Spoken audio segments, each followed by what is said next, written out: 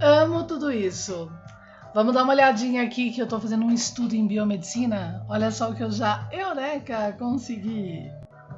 Bom, tô aqui estudando fisiologia, a matéria que eu mais amo, né? E diga-se de passagem, tá valendo muito a pena aqui pela Estácio, em biomedicina. Já me abriu várias dúvidas, né? Tipo, tirou, na verdade, muito legal mesmo.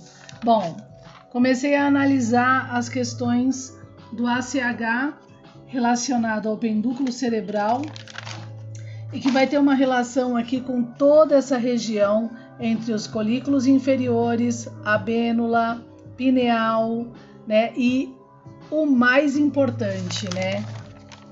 O epitálamo. Conecto aqui com o hipotálamo. Bom, essa análise que eu tô fazendo é neurohormonal, tá? E vamos lá, né, dar uma analisada no meu modelo furacão, que é a via do estresse, na verdade. O óxido nítrico, ele é produto da arginina quando na via glu-glu-glu, glutamina, glutamato e glucagon, por causa da condição aqui de estímulo, né, e estressores para os receptores B1 junto com o sistema renal. Para quem não sabe, quanto mais óxido nítrico, mais patética e mais apática a gente vai ficar assim. Na via do óxido nítrico, pela arginina, dado um impulso, né, aqui um caminho de estresse com aumento da hiperamonia e diminuição do zinco, mais aumento da acetilação pela via do glucagon, a gente vai então aqui pela via da arginina, o óxido nítrico vai pedir, por favor, vasodilata esse negócio aí, ou seja, aumenta a oxigenação. Só que a gente tem uma via interessante, né? O sistema vasodilatador, ele pede automaticamente broncoconstrição, porque se eu vasodilato a artéria, eu tenho que parar de respirar para automaticamente aumentar o gás carbônico e assim impedir que minha pressão caia e eu desmaie, tá? Então, no excesso de óxido nítrico, a gente está em conflito, né, metabólico, nesse sentido. A secreção glandular dos olhos e a secreção salivar, sabe? Como quando um demente saliva, faz parte da função parasimpática que está diretamente relacionada com o nervo vago, o nervo 10 e também a peristaltia.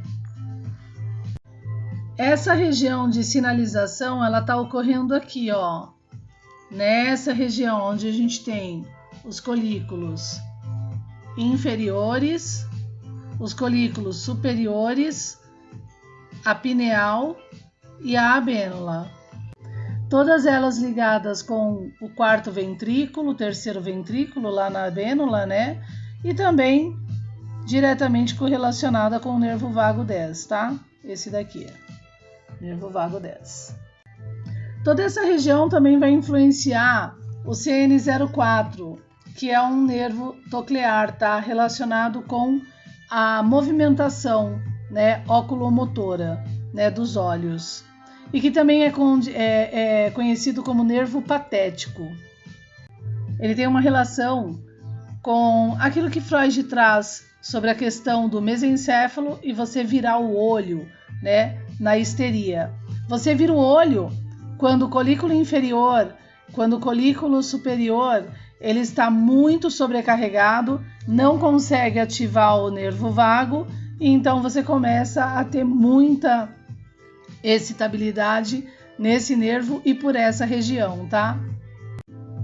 Por causa de um hiperaquecimento aqui, ó, do líquido céfalo-raquidiano, por exemplo, no quarto ventrículo, e que vai ter uma relação direta com a abênula aqui no terceiro ventrículo e pegando toda essa região junto à lei de Fichtner.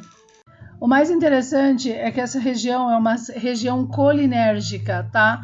Qual região? A da abênula medial. A abênula medial, sendo uma região colinérgica com dependência de substância P e ACH, ela está diretamente relacionada aos controles do nervo vago aqui embaixo, tá bom? Né? Em toda essa extensão.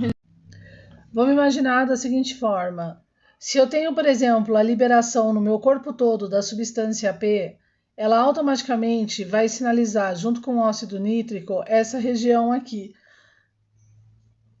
pelas vias do quarto ventrículo e do terceiro ventrículo, entre essa triangulação da abênula, né, e o quarto ventrículo.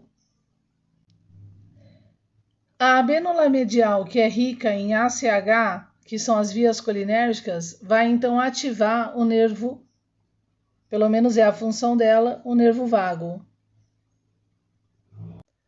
E junto ao óxido nítrico, ela vai pedir a vasodilatação por essa via. E uma vez a vasodilatação, ela também vai pedir a broncoconstrição, que é o fechamento das vias respiratórias, que vai aumentar o gás carbônico e vai aumentar o óxido nítrico e vai pedir mais vasodilatação. Já que, de alguma forma, a peristaltia, que é uma saída de sistema, não está acontecendo nessa via do estresse. Ou seja, a pessoa está estressadíssima e ela não vai conseguir fazer as suas necessidades básicas. Por exemplo, durante o exercício físico. O mesmo acontece durante o estresse extremo. Não no estresse extremo, nesse momento a pessoa vai no banheiro, ela pode ir depois, quando essa região conseguir liberar o nervo vago para a peristaltia, tá?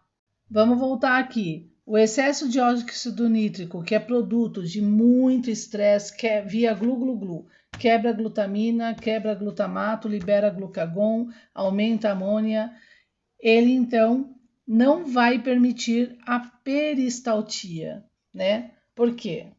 Porque primeiro ele vai ativar aqui nessa região o ACH para vasodilatação e fechamento da respiração. Vai acontecer dessa forma.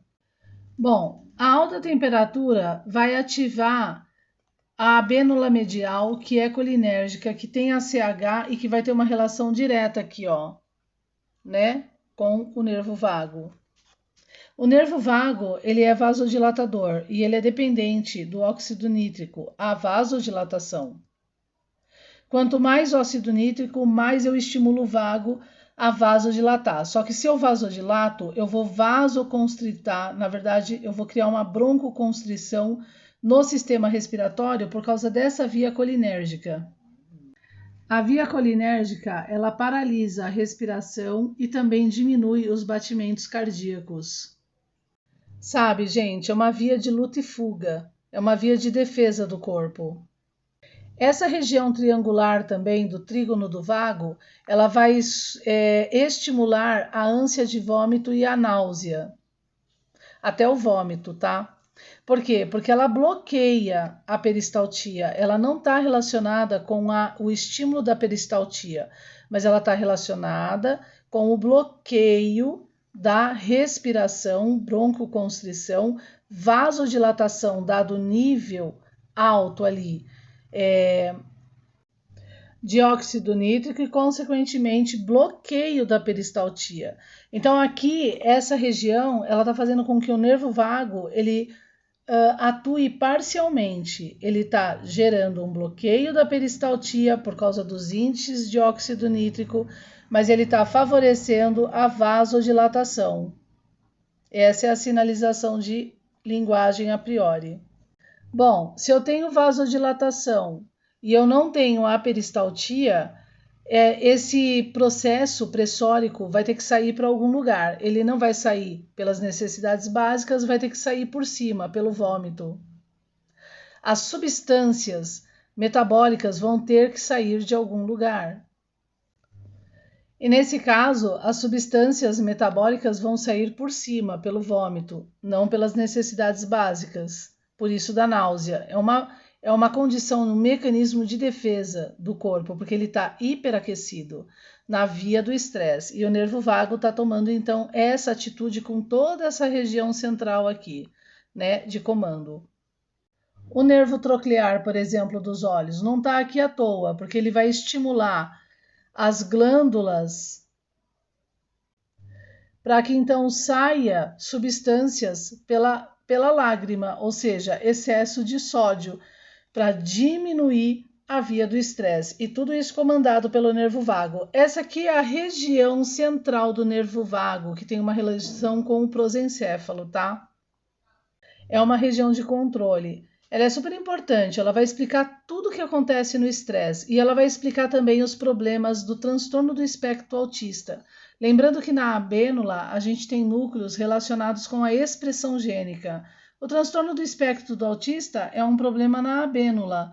Eu acredito que na relação medial e lateral, sim, da abênula e toda essa triangulação agora aqui regularizada. O que acontece? O olhar do autista é patético, o nervo troclear está influenciando nesse processo.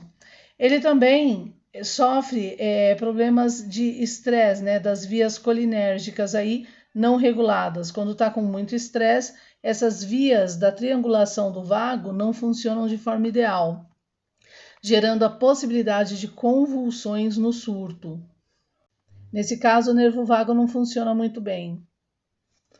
Essa via com muita excitação, porque a gente está com um problema na abênula relacionado à pineal, por exemplo, que é as vias da melatonina e tudo mais, né? Toda essa triangulação, na verdade, quando muito hiperaquecida, sinalizada por causa do excesso de óxido nítrico, que o corpo está muito hiperaquecido, vai ficar mexendo aqui no nervo vago e vai falar para o nervo vago ficar bloqueando as vias do estresse, né? Criando um olhar patético, ao mesmo tempo diminuindo a capacidade de memória, diminuindo a capacidade de atenção, diminuindo a capacidade de uma série, né, de funções aí executivas, que é o comportamento do transtorno do espectro autista, junto agora com as células de Purkinje, que estão relacionadas com o cerebelo que está nessa região, que também tem uma relação com a motricidade, né, que aí seria,